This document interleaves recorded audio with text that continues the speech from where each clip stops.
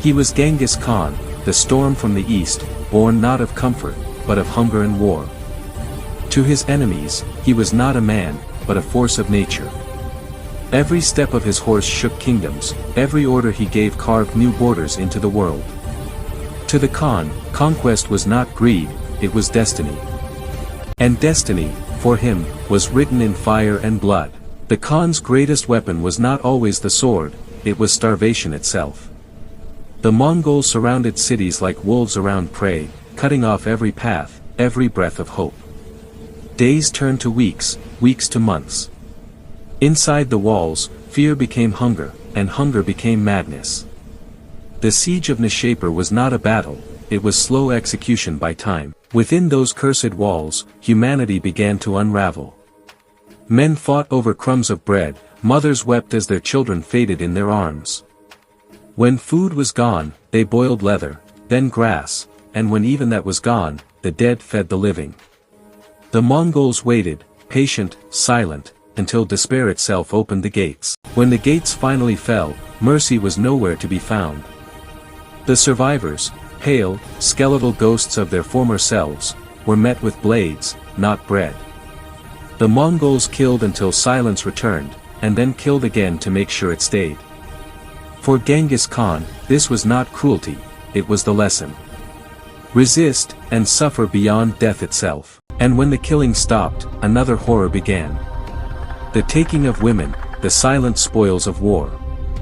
In Bukhara, thousands were captured, lined up, and divided like herds. The noble were given to generals, the rest to soldiers. Beauty became a curse, a prize that chained them to the victors.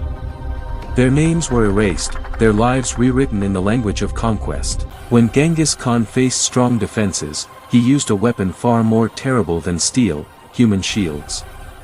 Captives from conquered towns were driven before his army, forced to march into arrow storms meant for soldiers. They screamed, they fell, and the Mongols advanced behind their dying bodies. They used one city to break another, wrote the historian Giovanni, and he was right. Even death became a tool in the hands of the Khan. At the Kalka River, the Mongols crushed the Rus princes, but the real message came after victory. The nobles were laid face down, and a wooden platform built upon their backs.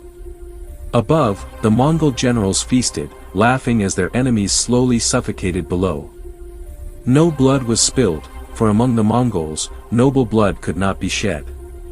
Instead, they crushed it, both body and pride, beneath the weight of triumph. For betrayal, there was only one punishment, to be tied to the rear of a horse and dragged until the earth drank your breath.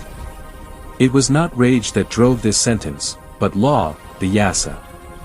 Loyalty to the Khan was sacred, and betrayal was the greatest sin. No prison, no mercy, only the judgment of hooves and dust. In his law, the yasa, Genghis Khan forged a code built on obedience and terror. It bound his armies together tighter than blood. Every man knew his place, every crime had a price. Justice was swift, mercy rare. Through fear, he created order, and through that order, he built an empire no wall could contain. From the cold plains of Mongolia to the walls of Europe, his shadow stretched across nations. To some, he was the destroyer of worlds. To others, the maker of a new one. But one truth remained, wherever his hoofprints fell, mercy vanished. The empire he built was vast, but it was built on bones. As the chronicler Giovanni wrote, they came, they sapped, they burnt, they slew, they plundered, and they departed. And in their wake, the world would never be the same again.